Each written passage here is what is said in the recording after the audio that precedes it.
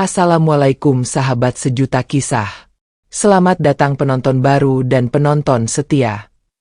Bayangkan seorang gadis cantik baru berusia 20 tahun, tersungkur di tanah becek dengan tubuh penuh luka, dipukul, difitnah, dituduh mencuri oleh ibu tirinya sendiri. Dalam dinginnya malam, ia berjalan sendirian menuju hutan gelap, tanpa tahu arah, tanpa tahu tujuan, hanya ingin lari dari rasa sakit yang terus menghantui. Namun siapa sangka, di tengah sunyi hutan angker, ia justru bertemu dengan seekor keong mas bercahaya yang perlahan mengubah segalanya. Apa sebenarnya rahasia keong mas itu? Dan siapa sosok misterius yang bersembunyi di balik cangkangnya? Namun sebelumnya bagi yang beragama Islam saya sarankan untuk menuliskan sholawat Nabi Muhammad agar kelak sholawat ini menjadi saksi untuk mendapat syafaat di akhirat. Like dan subscribe ke channel ini sangat membantu menyebarkan dakwah Islam dan menjadi amal jariah. Di sebuah desa kecil bernama Rengganis, yang terletak di pinggiran hutan lebat dan danau tua, berdirilah sebuah rumah kayu reot yang tampak nyaris rubuh. Dindingnya retak, atap rumbia yang bocor meneteskan air jika hujan turun, dan halaman depannya dipenuhi semak liar. Dari luar rumah itu terlihat seperti rumah biasa yang dimakan waktu. Namun siapa sangka, di balik pintu rumah itu, seorang gadis cantik bernama Sekar Kirana, menyimpan duka yang tak seorang pun tahu. Usia Sekar 20 tahun, namun sorot matanya seperti perempuan yang telah melewati ribuan badai. Rambut panjangnya terurai kusut, tubuhnya kurus, kulitnya pucat karena terlalu sering menahan lapar. Sejak ibunya wafat, ayahnya menikah dengan wanita muda bernama Ratna Ayu. Dan sejak itulah hidup Sekar berubah menjadi mimpi buruk yang tak pernah berakhir. Ratna Ayu bukanlah ibu tiri yang hanya dingin. Ia kejam. Terlalu kejam. Setiap pagi, sebelum ayam jantan pun sempat berkokok, Sekar harus bangun lebih dulu. Menimba air, menyapu halaman, mencuci pakaian, memasak sarapan, dan itu semua bukan untuk dirinya. Hanya untuk Ratna Ayu dan anak kandungnya, Dinda. Baru setelah semua selesai, Sekar boleh makan, itu pun kalau masih ada sisa. Ayahnya, Wira Prabawa, dulu adalah pedagang kain. Tapi sejak bisnisnya bangkrut, ia lebih sering bekerja di luar desa, menebang kayu di hutan. Pulang seminggu sekali, dan saat pulang, ia hanya diam. Terlalu lelah untuk menyadari luka yang membusuk di dalam rumahnya sendiri. Siang hari Sekar bekerja di rumah tetangga, menenun tikar dan anyaman bambu demi mendapatkan upah receh. Malamnya ia masih harus mencuci piring dan menggiling bumbu yang sengaja dibiarkan kotor oleh Ratna Ayu. Ketika semua orang tidur, Sekar sering duduk diam di bawah pohon mangga di belakang rumah. Di sanalah ia menangis diam-diam, memandangi langit, berdoa lirih, memanggil nama ibunya. Bunda. Kalau Bunda masih hidup, apakah Bunda akan membiarkan ini terjadi? Dalam setiap tangisnya, Sekar tak pernah berteriak. Ia menangis dalam diam, memeluk lutut, membiarkan luka-luka batin terus menganga. Hanya bintang yang menjadi saksi. Suatu malam, setelah pulang dari rumah Bu Ratmi karena membantu menenun, Sekar datang dengan wajah kelelahan. Tangannya luka terkena bilah bambu, bajunya basah oleh hujan, dan tubuhnya menggigil. Namun begitu masuk rumah, Ratna Ayu sudah berdiri di depan pintu. Matanya menyala seperti api. "Dari mana kau?"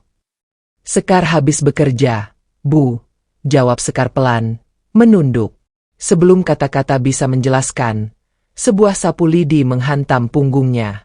Ratna Ayu membabi buta, memukul, memaki, menyebut Sekar sebagai pembawa sial, anak tak tahu diri, beban. Dinda yang berdiri di pojok hanya menunduk. Wajahnya menyimpan ketakutan. Ia ingin bicara, tapi tak berani. Setelah dipukul dan disumpah serapah, Sekar masuk ke gudang sempit yang jadi kamarnya.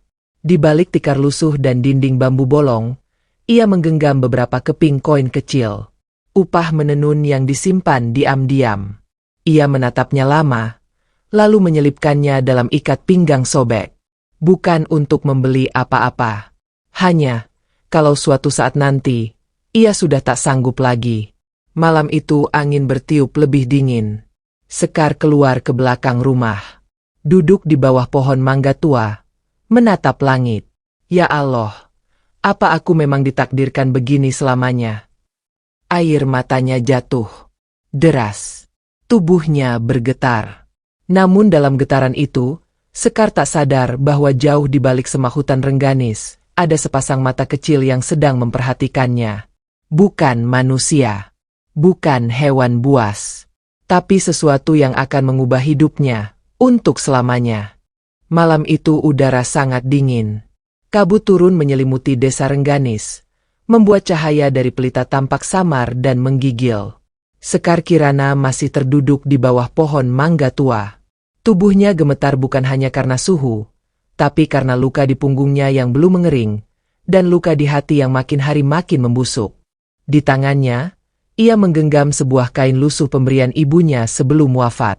Kain itu penuh lubang, baunya sudah apek, tapi disitulah tersimpan semua kekuatan yang masih bertahan dalam dirinya.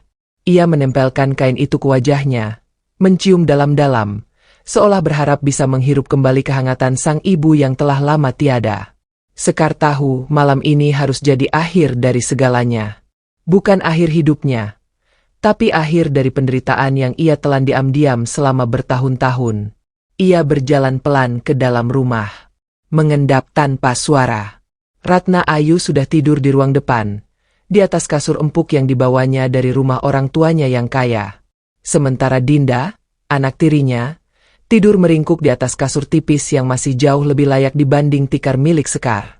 Sekar masuk ke gudang kecil. Ia membuka ikat pinggang usangnya dan mengeluarkan 5 keping koin logam yang ia kumpulkan selama berbulan-bulan.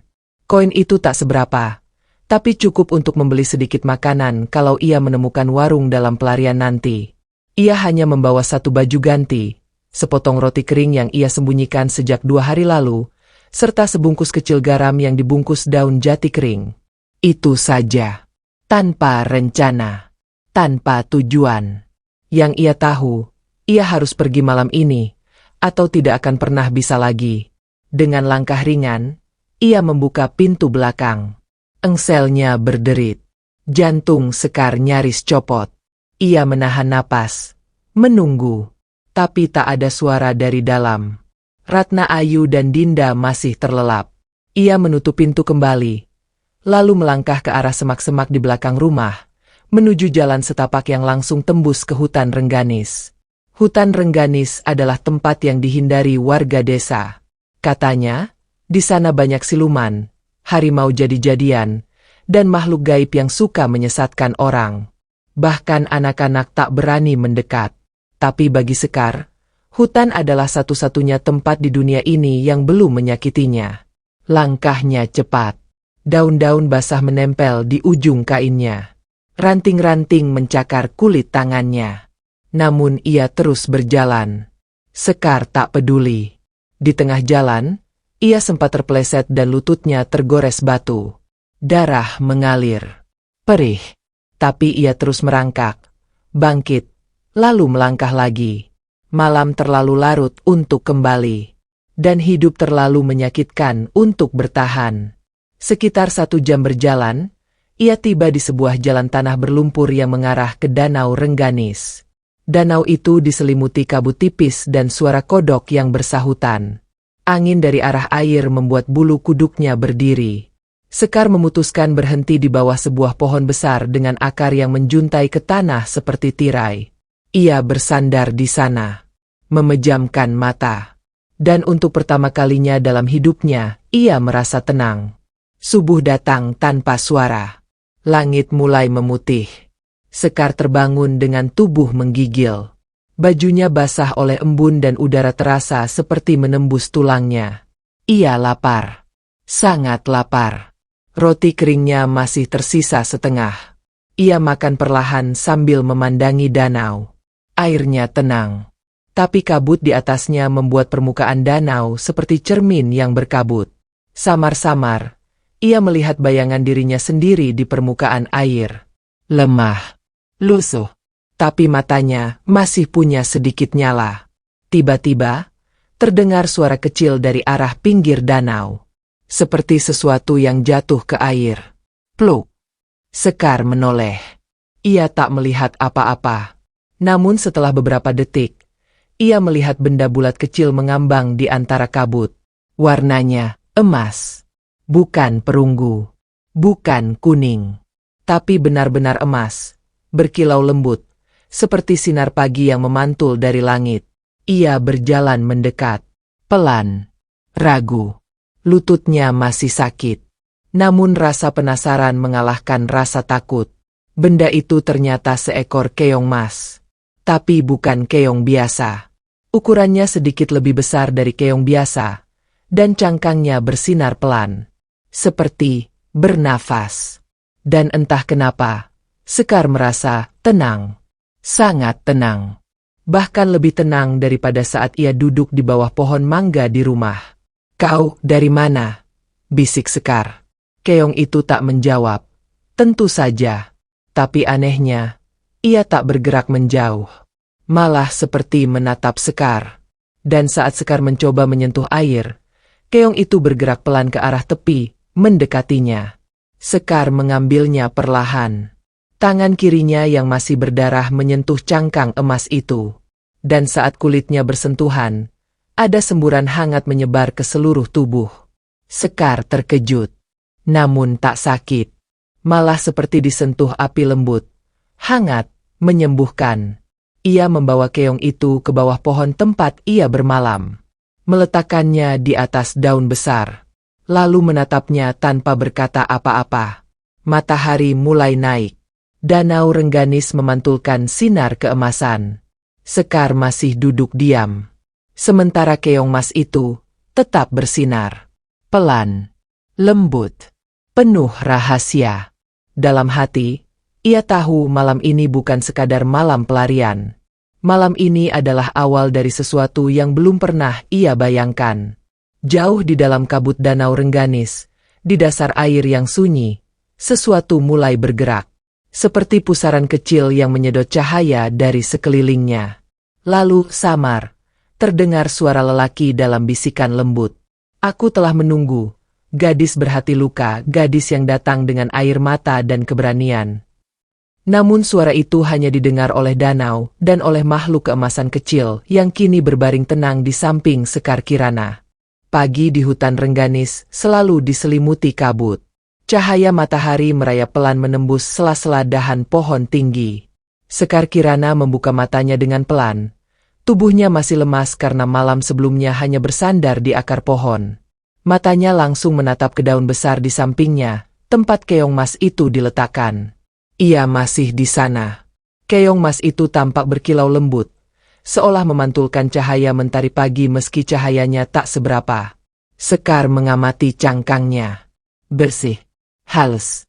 Tak ada retakan atau noda tanah.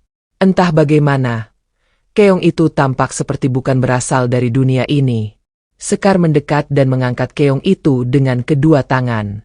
Ia duduk bersila, menatapnya dalam-dalam. "Siapa kamu?" bisiknya pelan.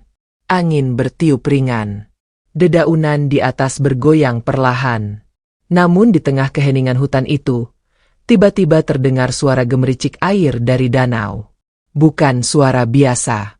Ada nada seperti denting, seperti melodi samar yang dimainkan oleh air sendiri. Sekar berdiri, memegang keong itu erat-erat. Ia melangkah mendekati danau.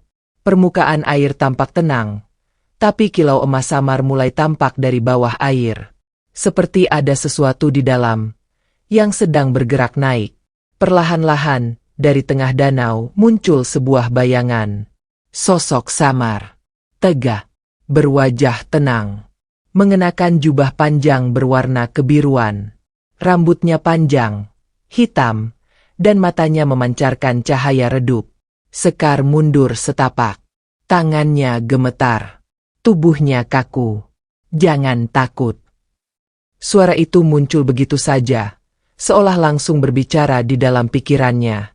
Lembut, namun dalam dan menyentuh hati. "Siapa kamu?" tanya Sekar dalam batin. "Aku, Raditya Mahendra," jawab suara itu. "Penjaga Danau Rengganis. Roh yang terkurung dalam wujud keong." Dan kau telah membebaskanku. Sekar menatap Keong yang masih ia genggam. Tak percaya. Keong ini, kamu. Bayangan pria itu mengangguk. Wajahnya tetap tenang, seperti tak diganggu waktu atau dunia. Bertahun-tahun aku terpenjara karena kutukan. Hanya gadis berhati suci yang datang dalam luka terdalam dan keberanian tertinggi yang bisa menyentuhku dan membangunkanku. Sekar masih bingung. Tak tahu harus bicara apa. Tubuhnya masih terasa dingin, tapi hatinya seperti terbakar oleh ribuan pertanyaan. Kenapa aku? Bisik Sekar akhirnya. Karena hatimu belum mati, meski tubuhmu nyaris hancur oleh penderitaan. Karena engkau masih menangis untuk orang lain, bahkan ketika tak ada yang menangis untukmu. Karena engkau datang bukan untuk meminta, tapi hanya untuk bertahan. Itu cukup. Suasana di sekitar danau mendadak sunyi. Burung-burung berhenti berkicau. Angin pun menahan napas. Bayangan itu perlahan menghilang. Namun suara Raditya masih bergema di kepala Sekar. Peliharalah aku, jaga aku. Dan jika waktunya tiba, kebenaran akan menuntunmu menemukan siapa dirimu yang sebenarnya. Cahaya dari keong emas itu tiba-tiba redup. Kembali seperti biasa. Hanya cangkang keemasan yang diam dalam pelukan tangan Sekar. Tidak bersinar. Tidak bergerak. Sekar terduduk di tepi danau. Napasnya tercekat.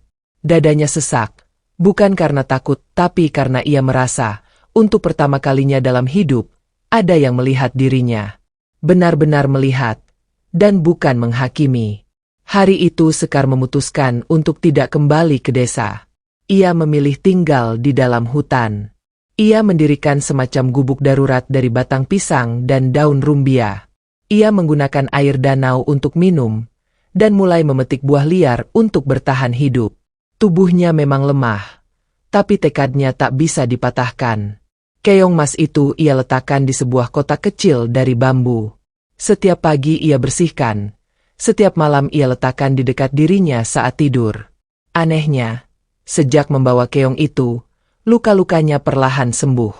Luka di lutut yang sempat berdarah kini kering. Goresan di tangannya menghilang tanpa bekas. Bahkan rasa lelah di tubuhnya pun jauh berkurang.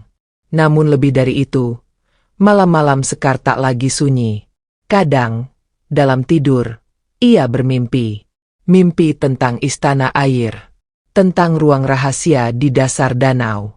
Tentang suara lembut yang membacakan nama-nama dalam bahasa yang tak ia mengerti.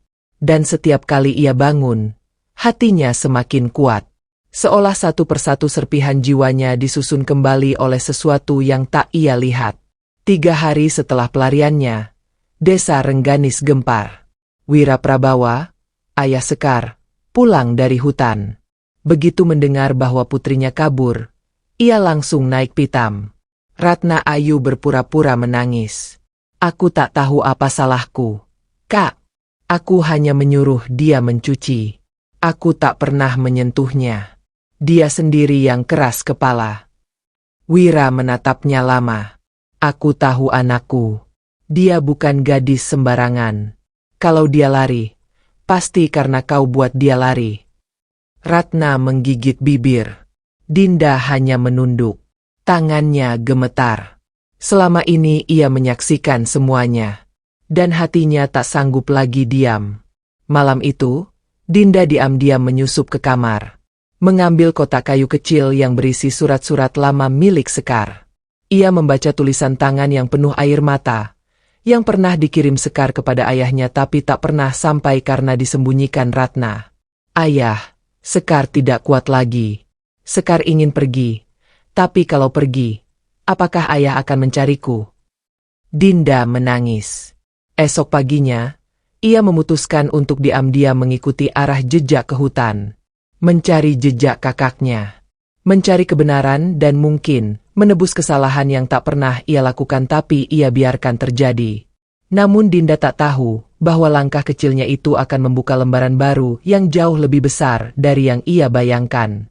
Pagi itu, embun belum sepenuhnya menguap dari dedaunan ketika Dinda melangkah pelan menyusuri jalan setapak di belakang rumah. Kaki gadis 14 tahun itu menapaki tanah basah yang tertutup dedaunan, mengikuti arah yang ia pikir Sekar tempuh. Tubuhnya mungil, tapi tekadnya bulat. Wajahnya pucat, rambutnya dikepang longgar. Di tangannya, ia menggenggam sepotong roti dan sebotol air minum. Ia tahu langkah ini bisa membuat ibunya marah besar. Tapi suara di dalam hatinya lebih nyaring dari ketakutan itu. Suara Sekar. Suara luka yang selama ini tak pernah ia bela, hanya karena takut dimarahi. Semakin jauh melangkah, hutan mulai terasa sunyi.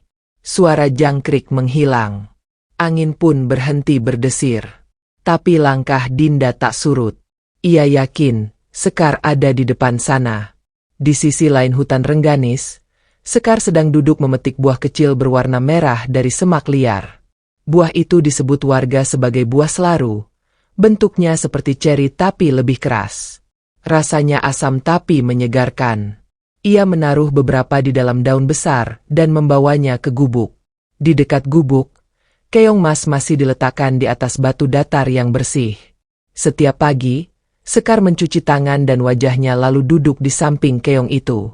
Meski tidak bersuara, kehadiran makhluk kecil itu menenangkan dirinya. Seolah ia sedang ditemani oleh sesuatu yang mengerti rasa sakitnya.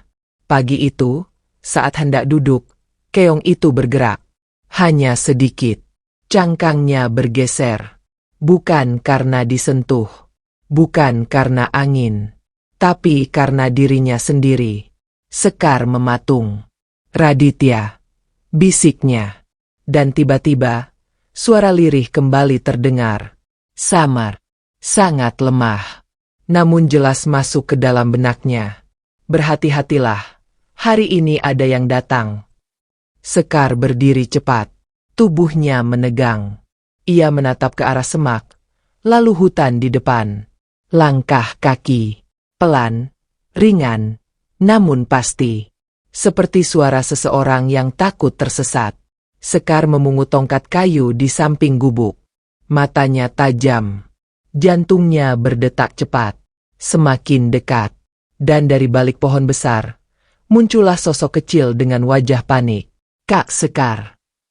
Sekar membeku, mulutnya terbuka, tapi tak bersuara. Air mata langsung menggenang. Dinda? Dinda berlari memeluk kakaknya. Tubuh mereka sama-sama gemetar. Tak ada kata yang keluar. Hanya pelukan lama, yang dipenuhi rasa bersalah, dan rindu yang disembunyikan selama bertahun-tahun. Di bawah naungan pohon besar, mereka duduk bersebelahan. Dinda menceritakan segalanya. Tentang Ratna Ayu yang memalsukan surat. Tentang ayah yang marah dan ingin mencarinya. Tentang surat-surat yang tak pernah sampai. Dan tentang dirinya yang menyimpan diam semua ketidakadilan itu. Sekar hanya mendengarkan. Matanya tak berhenti berkaca, tapi ia tak memotong, tak menyela. Sampai akhirnya Dinda mengeluarkan potongan surat terakhir Sekar dari sakunya. Kertasnya lecek, basah oleh peluh, tapi tulisannya masih terbaca. Kalau aku pergi, apakah ayah akan mencariku?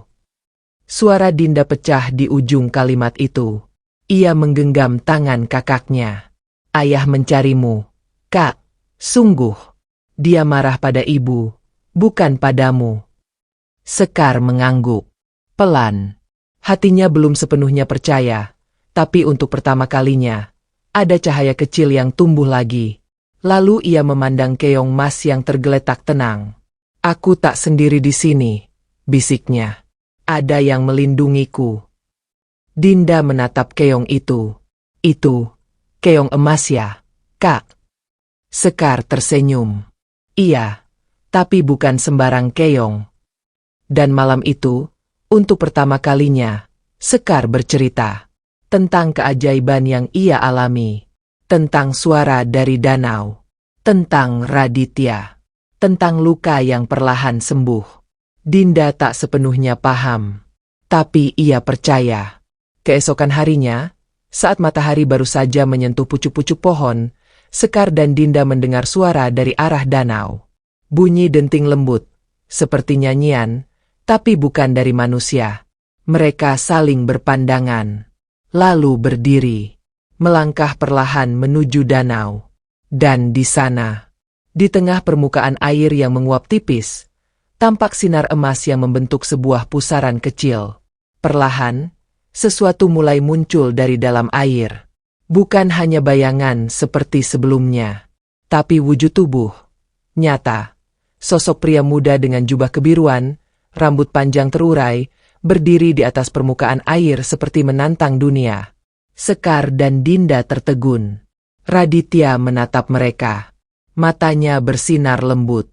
Hari ini, kekuatan telah dipulihkan. Dan garis takdir mulai terbuka. Sekar nyaris tak bisa bicara. Kau benar-benar ada. Raditya mengangguk. Karena lukamu menyentuh dasar danau ini, kutukanku mulai retak. Dinda hanya bisa menatap terpana. Ia tak tahu siapa pria itu, tapi sorot matanya seperti membawa ribuan cerita. Raditya melanjutkan, tapi belum saatnya semua terungkap. Malam nanti, saat bintang ketujuh muncul, datanglah kembali ke danau, sendirian. Sekar hendak bertanya, tapi sebelum sempat bersuara, sosok Raditya perlahan menghilang kembali ke dalam air, menyisakan gelombang kecil yang menyentuh kaki mereka. Hari itu berjalan lambat. Sekar dan Dinda berdiam di gubuk. Mereka membuat bubur dari akar hutan dan sisa roti. Makan dalam diam. Lalu berdoa dalam hati. Dan malam pun datang. Langit di atas Rengganis dihiasi bintang-bintang. Satu persatu muncul. Sekar menatap dari balik semak. Mencari bintang ketujuh. Seperti pesan Raditya. Dan ketika titik terang ketujuh menyala di atas cakrawala, Sekar berdiri, menggenggam keong emasnya, dan berjalan sendiri, kembali ke danau, dalam gelap yang makin dalam. Karena malam itu, bukan hanya malam pertemuan, tapi malam di mana rahasia besar akan terbuka, dan sejarah lama akan terulang. Angin malam membelai daun-daun besar hutan Rengganis, seperti bisikan halus dari alam yang tengah mempersiapkan sesuatu. Sekar Kirana berjalan sendirian menembus gelap, hanya diterangi cahaya remang bintang dan kilau keemasan samar dari keong emas di telapak tangannya. Ia tak tahu apa yang menantinya di danau. Tapi langkahnya teguh. Dadanya sesak oleh rasa ingin tahu dan cemas yang berkelindan. Suara detak jantungnya bergema lebih keras daripada suara hutan malam. Sesampainya di tepian danau, air tampak tenang seperti cermin. Langit di atas memantulkan 7 bintang terang, berjajar seperti barisan cahaya ilahi. Sekar berdiri diam. Angin berhenti. Seluruh hutan seperti membeku. Tiba-tiba, air danau mulai bergolak. Dari tengahnya muncul pusaran kecil, yang makin lama makin besar. Lalu, cahaya keemasan membuncah ke udara, membentuk lingkaran cahaya yang perlahan membuka, seperti gerbang tak kasat mata. Dan dari dalamnya, Raditya Mahendra muncul. Kali ini tidak seperti sebelumnya. Ia bukan hanya bayangan atau wujud samar. Tubuhnya nyata. Kulitnya bercahaya lembut. Sorot matanya tenang namun kuat. Mengenakan jubah panjang berwarna emas dan biru yang berkibar meski angin tak bertiup. Sekar melangkah maju. Matanya membelalak. Keong emas di tangannya bergetar pelan, lalu perlahan bersinar terang, dan menghilang berubah menjadi butiran emas yang melayang ke arah Raditya, menyatu dengan tubuhnya. Apa yang terjadi? Bisik Sekar. Raditya mendekat. Suaranya tenang, namun menggema dalam hati. Kutukanku pecah karena keberanianmu. Selama 20 tahun aku terpenjara dalam wujud keong emas. Hanya hati yang tulus dan luka yang suci bisa membebaskanku. Dan kau telah melakukannya. Sekar hampir tak percaya. Kenapa aku? Raditya menatap langit. Karena kau adalah pewaris dari jalur yang terlupakan. Darahmu adalah bagian dari cerita lama yang pernah diputus oleh pengkhianatan dan ambisi. Sekar mengernyit. Aku bukan siapa-siapa. Kau adalah keturunan dari Putri Mandira, penguasa air dari kerajaan Telaga Langit. Dulu, Kerajaan itu dihancurkan karena keinginan manusia yang ingin menguasai kekuatan alam. Garis keturunannya tercerai. Dan kau adalah satu-satunya pewaris yang tersisa. Sekar mundur setapak. Mulutnya terbuka. Tidak mungkin. Ayahku hanya petani biasa. Raditya mengangguk. Ayahmu memang manusia biasa. Tapi ibumu, bukan. Darahnya berasal dari dunia yang tak kasat mata. Dan itulah mengapa sejak kecil kau sering sakit, sering melihat mimpi aneh, karena tubuhmu menolak dunia ini, tapi jiwamu terikat dengan dunia asalmu. Sekar terdiam. Seluruh hidupnya terasa seperti potongan teka-teki yang mendadak menyatu dalam satu tarikan napas. Kenapa sekarang kau muncul? Tanya Sekar akhirnya. Raditya menatap danau yang mulai berpendar biru. Karena gerbang antara dunia manusia dan dunia langit mulai retak. Karena akan datang badai besar. Dan kekuatan lama yang dulu menyakiti keluargamu, kini bangkit kembali. Apa maksudmu? Ratna Ayu, bisik Raditya. Bukan hanya ibu tiri biasa. Dia adalah keturunan dari garis kelam, yang pernah mengkhianati kerajaan Telaga Langit.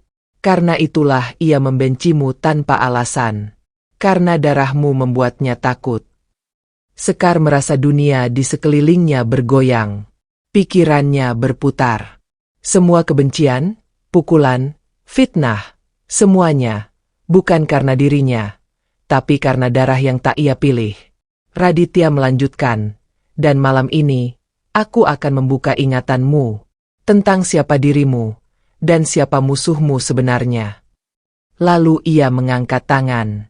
Dari danau, muncul sebuah lingkaran air. Seperti layar, namun bening. Dan dalam lingkaran itu, mulai muncul bayangan-bayangan. Gambar-gambar hidup dari masa lalu. Suara-suara masa silam. Sekar melihat seorang perempuan muda yang sangat mirip dengannya. Mengenakan mahkota air, memimpin istana biru di tengah danau luas. Para pelayan bersayap air. Kolam cahaya. Dan taman terapung. Perempuan itu, ibunya. Lalu datang sekelompok orang bersenjata. Dengan pakaian gelap dan sorot mata haus kekuasaan. Mereka merusak gerbang istana. Membakar taman air. Membunuh para pelayan. Dan perempuan itu, berlari sambil membawa bayi kecil, ke arah gerbang dimensi, sebelum akhirnya melompat ke dunia manusia. Sekar menutup mulutnya. Air mata menetes tanpa henti. Itu, aku. Raditya menunduk. Dan sekarang, saatnya kau memilih. Memilih apa? Tetap hidup di dunia manusia, atau kembali ke tempat asalmu, dan melawan warisan kelam yang masih memburumu. Di tempat lain, Ratna Ayu terbangun dari tidurnya dengan napas memburu. Tubuhnya berkeringat. Matanya liar. Di mimpinya, ia melihat danau Rengganis, terbakar. Dan suara seorang wanita, terdengar memanggil, "Aku kembali." Ratna Ayu menggigil, lalu bangkit dari ranjang dan membuka laci rahasia. Dari dalamnya ia mengeluarkan cermin kecil yang retak. Wajahnya memantul samar di dalamnya. Dan dari cermin itu, muncul suara yang berat dan dingin. Pewaris itu telah bangkit. Ratna mengepalkan tangan. Aku tidak akan membiarkannya. Dan malam itu, ia kembali melakukan ritual yang telah lama ia hentikan. Dengan api, darah, dan janji yang tak pernah ditepati. Sementara itu, Sekar berdiri mematung di tepi danau. Bayangan sang ibu masih terpantul di layar air. Suara Raditya menghilang, digantikan oleh suara nyanyian lembut yang datang dari bawah danau. Seperti lagu masa kecil yang terlupa. Dan dari dasar air, perlahan muncul sebuah mahkota kristal kecil, melayang naik, dan berhenti tepat di depan Sekar. Pakailah, saat waktunya tiba. Raditya menghilang bersama cahaya, dan danau kembali tenang. Sekar menatap mahkota itu, menggenggamnya, dan untuk pertama kalinya dalam hidup, ia merasa benar-benar tahu siapa dirinya. Namun ia tak tahu bahwa sejak malam itu, semua yang ia kenal akan mulai runtuh, satu persatu. Matahari baru saja menyembul dari balik punggung Bukit Rengganis ketika Sekar Kirana kembali ke gubuk kayu kecil tempatnya berteduh selama ini. Di tangan kirinya ia membawa mahkota kristal bening yang seakan hidup, memancarkan kilau redup saat terkena cahaya. Dinda, yang tidur dalam balutan daun kering dan selimut tipis, terbangun pelan. Matanya membesar ketika melihat kakaknya berdiri di ambang pintu dengan wajah berbeda. Bukan wajah ketakutan, bukan pula wajah lelah, tapi wajah yang membawa sesuatu, seperti kedamaian yang disimpan terlalu lama. "Kak, kau kemana semalam?" Sekar tak langsung menjawab. Ia menatap adiknya, lalu perlahan menunduk dan duduk di sisi Dinda. Di antara desir angin pagi dan suara burung, ia menceritakan semuanya. Tentang Raditya, tentang asal-usulnya, tentang istana air dan kehancuran yang diwariskan dalam darahnya. Dinda hanya mendengarkan, mulutnya menganga, tak berani menyela. Dan ketika Sekar menunjukkan mahkota kristal itu, Dinda menatapnya dengan takjub, namun juga takut. "Jadi, Ibu Ratna tahu semua ini?" "Iya, dan dia bukan sekadar ibu tiri yang jahat, dia bagian dari mereka yang menghancurkan tempat asal kita." Sekar mengepalkan tangan. Matanya menatap ke hutan dengan pandangan yang belum pernah ada sebelumnya. Pandangan seseorang yang mulai menerima siapa dirinya dan mulai siap membalas apa yang pernah dicuri dari hidupnya. Di rumah keluarga Kirana, suasana mendung menyelimuti halaman belakang. Ratna Ayu berdiri di bawah pohon beringin besar, menaburkan serbuk hitam ke tanah. Di depannya, sehelai kain merah terbuka, berisi potongan rambut, darah ayam hitam, dan pecahan kaca cermin tua. Ia memejamkan mata. Suara mantra keluar dari mulutnya, bergetar cepat dan dalam. Tiba-tiba, angin berputar mengitari tubuhnya. Dedaunan beterbangan, tanah bergetar. Dan dari dalam pusaran angin, terdengar suara berat dan dalam.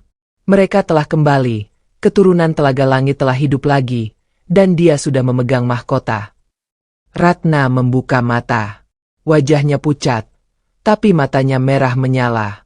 "Aku akan hancurkan dia sebelum dia mengenali kekuatannya sepenuhnya."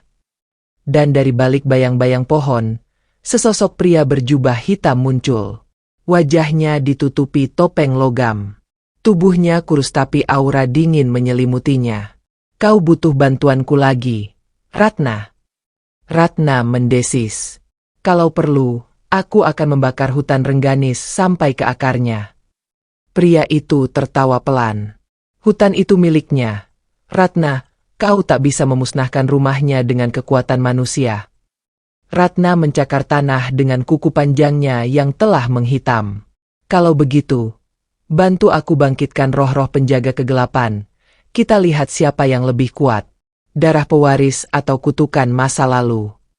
Sementara itu, di tengah hutan Sekar dan Dinda tengah berjalan menuju sumber air bersih di utara.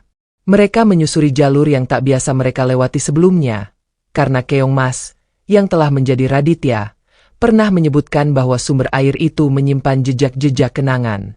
"Jejak kenangan?" tanya Dinda. Sekar mengangguk. Katanya, tempat itu menyimpan gambaran dari masa lalu. Bisa berupa suara, gambar, atau emosi yang tertinggal. Dan benar saja, ketika mereka tiba di sana, udara tiba-tiba berubah dingin. Kabut putih menyelimuti seluruh hutan. Suara-suara aneh mulai terdengar, seperti bisikan dari balik kabut. Sekar menatap ke tengah lingkaran batu tempat air mengalir keluar dari dinding tebing. Di sana, terlihat bayangan samar-samar dari seorang perempuan sedang bernyanyi menidurkan bayi. Wajah perempuan itu sangat mirip dengannya. "Itu, Ibu." Suara Sekar bergetar. Tapi tiba-tiba, dari balik kabut muncul bayangan lain. Lebih gelap, lebih besar. Dan dari tubuhnya memancar aura hitam yang menusuk hingga ke tulang. Dinda mundur ketakutan. Sekar menariknya. "Itu Ratna, sebelum jadi manusia." Bayangan itu merayap ke arah sosok ibu mereka dan bayi yang digendong. Tapi sebelum menyentuh, cahaya biru dari air menyembur, menelan bayangan hitam itu. Dan semuanya lenyap. Apa itu tadi? Dinda bertanya gemetar. Peringatan, atau mungkin kunci? Sekar memandang sekeliling. Air di tempat itu berubah menjadi biru muda. Tenang. Sejuk. Dan dalam pantulannya, ia melihat sesuatu yang baru. Bukan hanya dirinya, tapi bayangan mahkota yang sudah berada di kepalanya. Padahal ia belum memakainya. Di hari yang sama, sebuah retakan kecil muncul di tanah belakang rumah ayah Sekar.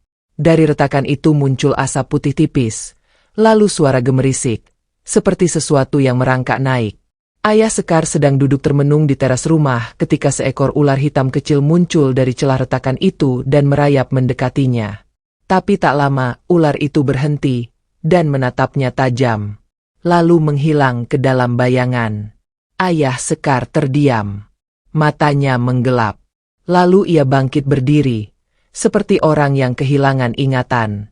Ratna, dari balik jendela, menatapnya dan tersenyum puas. Malam hari, Sekar bermimpi aneh. Ia berdiri di tengah kolam cahaya. Di sekitarnya berbaris-barisan makhluk air. Manusia dengan tubuh dari embun, bersayap kabut, mata bercahaya. Mereka menyebut namanya, memanggilnya sebagai ratu. Tapi dari belakang mereka, muncul suara tawa yang mengerikan.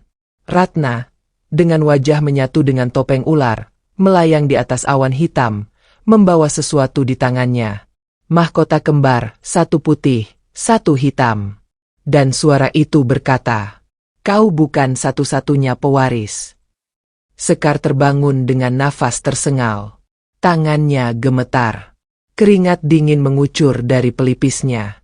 Ia tahu, ini baru awal dari perang lama yang belum selesai. Dan mahkota itu bukan hanya tanda warisan, tapi undangan menuju medan tempur yang tak terlihat oleh mata manusia. Kabut belum sepenuhnya menghilang dari punggung Bukit Rengganis ketika Sekar duduk terpaku di atas batu besar, menatap lembaran air yang tenang. Suara burung belum terdengar, dan hutan terasa terlalu hening. Di tangannya masih tergenggam erat mahkota kristal, kini mulai berubah warna di ujung-ujungnya dari bening menjadi semburat ungu pucat. Ini bukan sekadar mahkota, gumamnya perlahan. Ini kunci. Dinda masih terlelap di balik tumpukan daun kering. Tubuh mungilnya kelelahan setelah kejadian di sumber air kemarin. Sekar menoleh, memastikan adiknya masih bernapas tenang. Tapi jauh di dalam dadanya, perasaan tak nyaman mulai tumbuh. Di sudut hutan lain, jauh lebih dalam, Ratna Ayu berdiri di dalam lingkaran batu purba yang terbenam di tanah. Di tangannya tergenggam sehelai kain merah tua, yang kini membungkus benda keras, mahkota hitam. Berbeda dengan mahkota Sekar, mahkota Ratna tampak lebih kasar, tajam, dan mengeluarkan aura panas meski udara sekitar dingin. Di sekelilingnya berdiri 6 sosok berjubah gelap. Wajah mereka ditutup kain hitam, dan tangan mereka menggenggam kendi dari tanah liat. Ratna membuka gulungan naskah tua yang ditulis dengan darah. "Kita akan bangkitkan kekuatan kembar dan biarkan darah pewaris lama bertemu kutukannya," ucap Ratna dingin. Seorang pria berjubah, paling tinggi di antara mereka, bertanya dengan suara berat, "Apa kau yakin bisa mengendalikannya?" Mahkota itu, bahkan Sang Raja Langit pun tak sanggup menguasainya. Ratna tertawa pelan. "Aku tidak perlu mengendalikannya. Aku hanya perlu membiarkannya melahap pewaris terang itu." Dan di saat bersamaan tanah di bawah mereka bergetar. Api hitam menyembur dari pusat lingkaran batu. Dan Ratna, dengan tangan terbuka menyematkan mahkota hitam ke atas kepalanya. Di langit, awan berubah gelap. Pagi itu, Sekar dan Dinda memutuskan turun dari bukit menuju tepi hutan. Sekar merasa ada sesuatu yang memanggil dari arah desa. Bukan suara, bukan cahaya, tapi rasa yang menekan dadanya seperti beban yang tak terlihat. Di tengah perjalanan, mereka berpapasan dengan seorang lelaki tua berpakaian serba putih. Lelaki itu berdiri di tengah jalan sempit, dikelilingi sinar matahari pagi yang menembus sela-sela daun. "Kau adalah Sekar Kirana?" tanyanya tanpa basa-basi. Sekar mengangguk waspada. Lelaki itu tersenyum lembut. Aku penjaga perbatasan dua dunia. Darahmu kini menyala dan semua makhluk di dua sisi telah mengetahuinya. Apa maksudmu? Kau bukan hanya pewaris, tapi penghubung. Dan jika dua mahkota bersatu, maka gerbang antara dunia manusia dan dunia langit akan terbuka lebar. Tak akan ada yang bisa menutupnya lagi. Sekar terdiam. Dinda memegangi lengan kakaknya erat-erat. Kau harus memilih. Kembali ke dunia asalmu dan menjaga keseimbangan, atau tetap di sini, dan melihat dunia ini runtuh oleh kekuatan yang tak bisa kau pahami. Sekar menghela napas. Aku tidak akan lari. Ini tanah tempat aku tumbuh. Meski aku bukan sepenuhnya manusia, tapi aku tak akan biarkan dunia ini dihancurkan oleh kutukan yang bukan salahnya. Lelaki tua itu mengangguk. Kalau begitu, saat malam purnama nanti, temuilah aku di gerbang cermin. Dan bawa mahkotamu. Kita akan membangunkan pelindung terakhir. Lalu, lelaki itu menghilang. Begitu saja. Seperti asap. Malam harinya, angin dingin bertiup aneh di desa. Orang-orang mengeluh mimpi buruk. Beberapa bayi menangis tak henti-henti. Binatang peliharaan menggonggong ke arah hutan. Dan langit, yang seharusnya berbintang, tampak seperti berkabut merah. Di tempat lain, di rumah ayah Sekar, Ratna berdiri di kamar rahasianya, dikelilingi cermin-cermin kecil yang semua memantulkan wajah Sekar. Dia telah kembali, tapi dia masih lemah. Gumam Ratna sambil merapalkan mantra dari kitab hitam tua. Lalu ia membuka sebuah kotak kayu. Di dalamnya, ada selembar kain bayi, sebuah liontin biru, dan secarik surat tua. Surat itu, tulisan tangan ibu kandung Sekar. Ratna membacanya perlahan, lalu menyeringai. Bahkan ibumu pun takut padaku. Ia mengambil liontin itu, lalu meremasnya hingga pecah. Seketika, di tempat jauh, tubuh Sekar terasa tersengat. Mahkota di tangannya bergetar hebat. Matanya menatap langit, yang kini berubah warna merah darah. Ada yang pecah, bisiknya. Dan dari balik semak, muncullah serangan pertama. Seekor siluman bertanduk, hitam dan berbulu kasar, dengan mata hijau menyala, melompat ke arah Sekar. Dinda berteriak. Sekar bergerak cepat. Tapi makhluk itu seperti bayangan, tak bisa disentuh. Dan setiap kali Sekar mencoba menangkis, makhluk itu tertawa. Tiba-tiba, suara nyaring terdengar dari balik pohon. Gunakan itu. Raditya muncul. Kali ini dalam wujud penuh. Jubahnya berkibar. Tangan kanannya membawa tongkat dari kayu langit. Dengan satu kibasan, makhluk itu menghilang menjadi abu. Perang telah dimulai, ujar Raditya. Aku tahu, jawab Sekar lirih. Dan ini, baru permulaan. Raditya menunjuk ke arah timur. Ratna Ayu telah memakai mahkota hitam. Jika dia berhasil menyatukan dua dunia lebih dulu, kau tak akan bisa menghentikannya. Sekar menggenggam mahkotanya. Kalau begitu, kita harus lebih dulu menuju gerbang cermin. Tidak cukup hanya itu, kata Raditya. Kau harus membuka satu ingatan terakhir. Tentang ibumu. Tentang apa yang ia sembunyikan bahkan darimu. Sekar terdiam. Hatinya bergetar hebat. Tubuhnya lemas. Dan malam itu, mereka melangkah menuju jalur rahasia yang hanya bisa dibuka oleh darah pewaris dan nyanyian lama yang hanya bisa diingat oleh mereka yang pernah melihat dunia di balik cahaya. Di belakang mereka, bayangan hitam mulai menyebar. Perang darah dua dunia telah dimulai. Malam itu terasa lebih panjang dari biasanya. Bulan purnama menggantung di langit dengan cahaya yang tak biasa, nyaris keperakan dan menyilaukan. Sekar Kirana melangkah perlahan di antara pepohonan tua yang menjulang di sisi kanan kirinya. Bersama Raditya dan Dinda, mereka menuruni jalur berbatu yang mengarah ke sebuah lembah tersembunyi yang disebut sebagai tanah tak bernama oleh penduduk desa. Gerbang cermin tidak seperti pintu biasa, ujar Raditya pelan. Sekar menoleh, menanti penjelasan. Dia tidak bisa kau lihat, kecuali hatimu terpantul jernih seperti air, dan nyanyian darahmu menyatu dengan angin. Dinda mengerutkan dahi. Apa itu artinya dia tidak nyata? Raditya menatap gadis kecil itu dan tersenyum. Dia nyata, tapi bukan dengan cara yang bisa kau jamah. Dia berada di antara kenyataan dan kenangan. Perjalanan berlanjut. Sekar mulai merasa tubuhnya lebih ringan, tapi juga lebih rapuh. Udara di sekeliling mereka terasa lembab, meski tak ada embun. Tanah menjadi lebih lunak, dan angin mulai berdesir seperti bisikan. Nyanyian itu, apa aku tahu lagunya? Tanya Sekar pada Raditya. Lelaki itu mengangguk pelan. Kau pernah mendengarnya waktu masih bayi. Nyanyian yang dinyanyikan ibumu setiap malam sebelum dunia kita terbakar. Sekar memejamkan mata, mencoba mengingat. Lama sekali ia menggali ke dasar pikirannya. Dan tiba-tiba sebuah melodi lembut mengalun dari dalam dirinya. Lirih, seperti bisikan angin di antara ilalang. Dan ia mulai menyanyikannya. Suara itu seperti sihir. Tak keras, tapi menjalar ke setiap sudut hutan. Tanah bergemuruh pelan. Udara bergetar. Dan dari balik kabut, muncullah sebuah dinding cahaya. Gerbang cermin. Ia berdiri tegak, seperti dinding air bening yang memantulkan semua yang ada di depannya, tapi juga menyimpan sesuatu yang lebih dalam. Seperti dunia lain yang hanya bisa dilihat dengan hati. Raditya menunduk. Kau berhasil, sekarang saatnya masuk.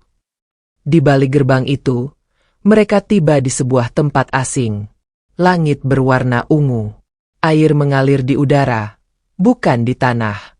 Pohon-pohon tumbuh terbalik. Akarnya menjulur ke langit dan daunnya menggantung ke bumi. Tapi anehnya, tempat itu terasa hangat, damai. Sekar tahu ini bukan dunia manusia. Ini dunia langit. Raditya mengangguk. Sisa-sisa dari dunia asalmu. Dulu tempat ini luas dan terang. Kini hanya tinggal serpihannya. Mereka berjalan melewati jembatan cahaya, lalu tiba di sebuah dataran bundar. Di tengahnya berdiri sebuah patung perempuan, tinggi menjulang, mengenakan mahkota kristal dan memeluk dua bayi. Salah satunya membawa cahaya, satunya lagi gelap. Itu ibumu, bisik Raditya. Dan itu kau dan saudaramu.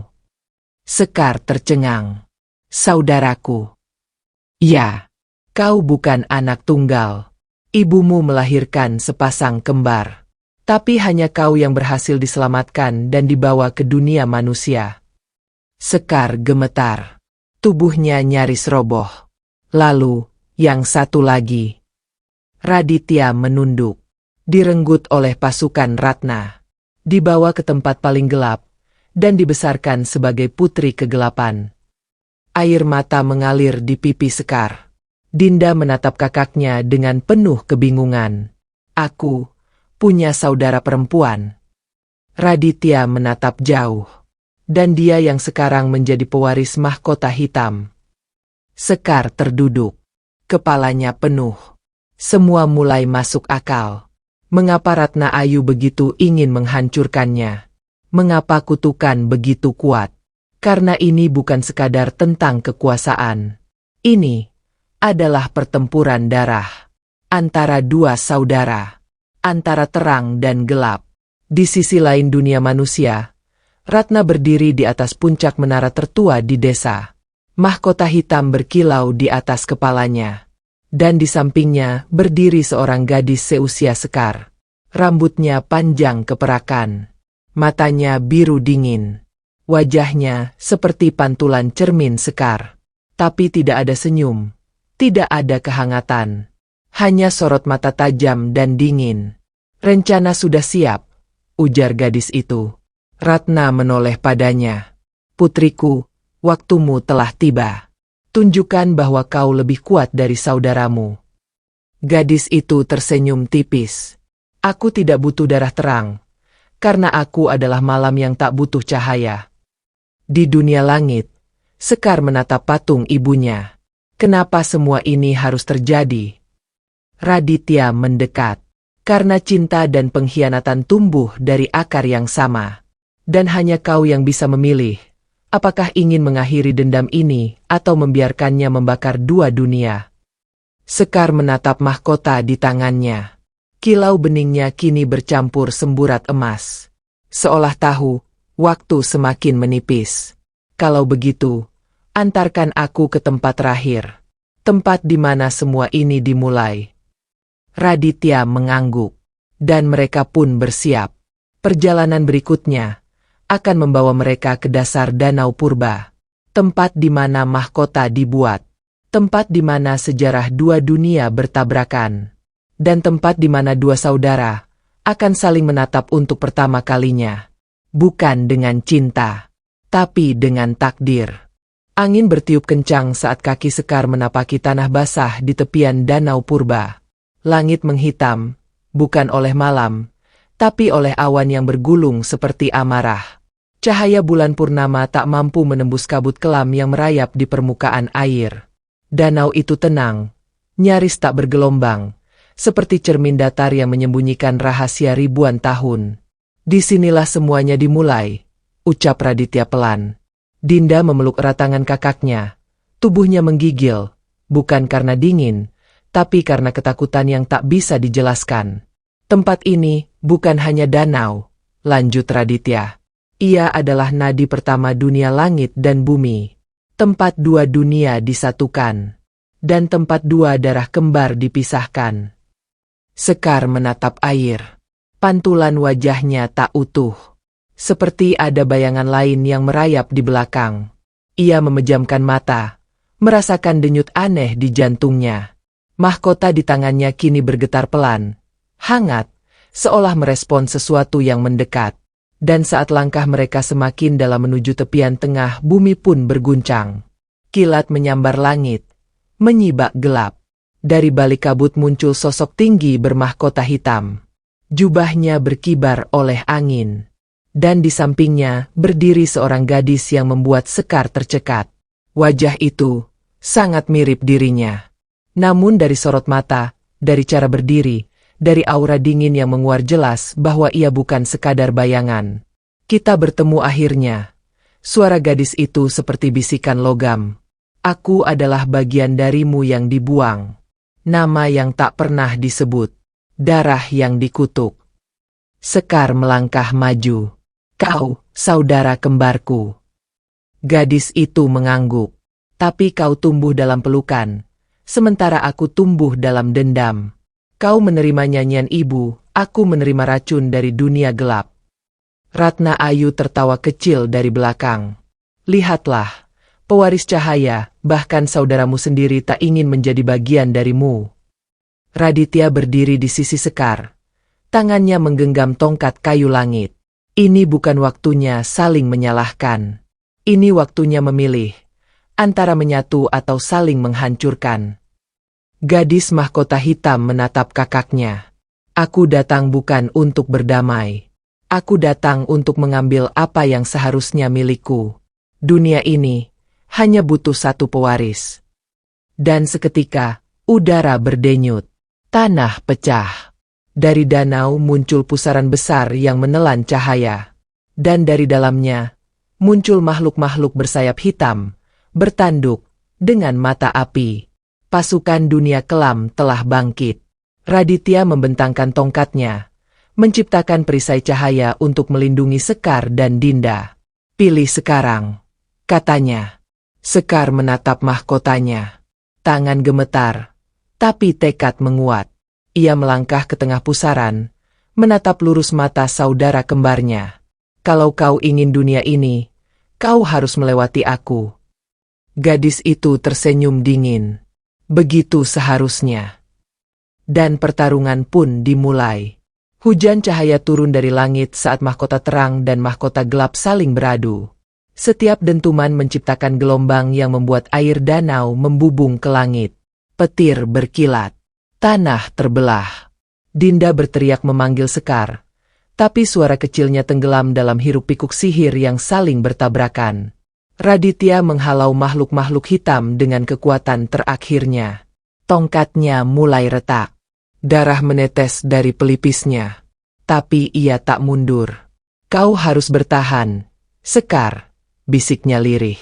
Sementara itu, dua saudara kembar itu saling menyerang bukan hanya dengan kekuatan tapi dengan kenangan. Setiap ingatan masa kecil, setiap suara nyanyian, setiap potongan cinta dari ibu mereka menjadi senjata, menjadi pelindung, menjadi beban. Sekar menjerit saat kilatan mahkota hitam mengenai bahunya. Luka terbuka, darah mengucur.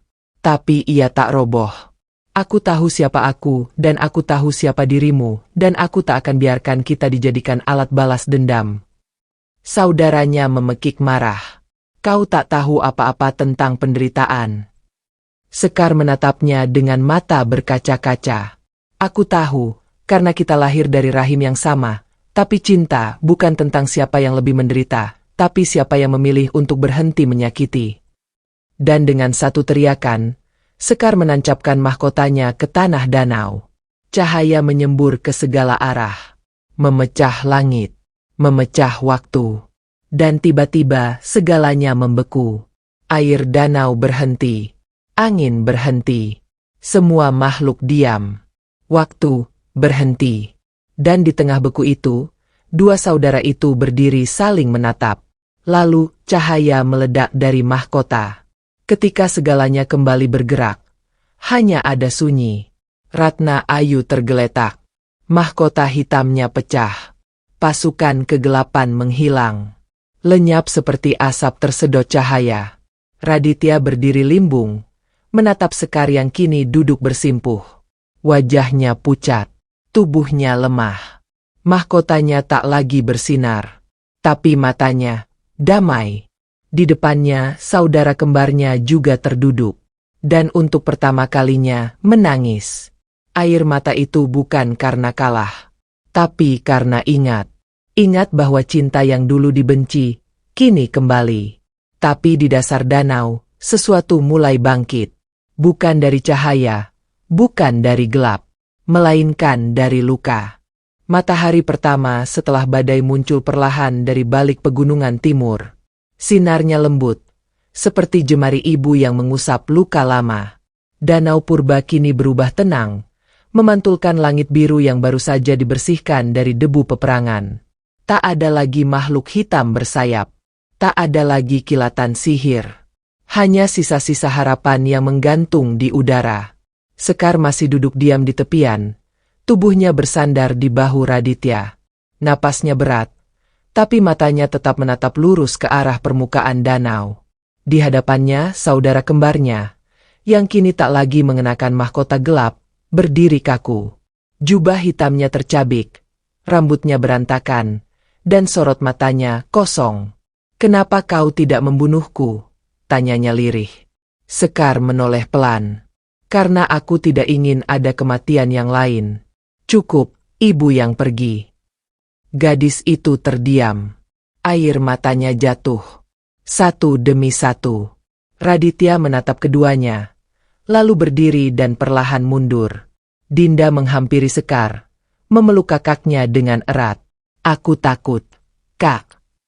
"Semuanya sudah berakhir," bisik Sekar. Meski dalam hatinya ia tahu belum sepenuhnya usai. Beberapa hari kemudian, di tengah hutan, Raditya memimpin upacara terakhir. Ia membawa kedua mahkota, terang dan gelap, lalu menanamnya di tengah padang ilalang. Dari dalam tanah, tumbuh sebatang pohon aneh.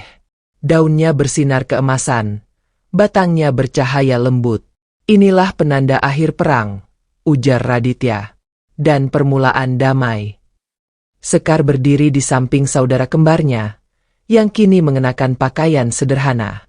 Wajahnya masih menyimpan duka, tapi juga ketenangan yang baru. "Apa yang akan kau lakukan sekarang?" tanya Sekar. Gadis itu menatap ke kejauhan. "Menebus semua yang telah kulakukan.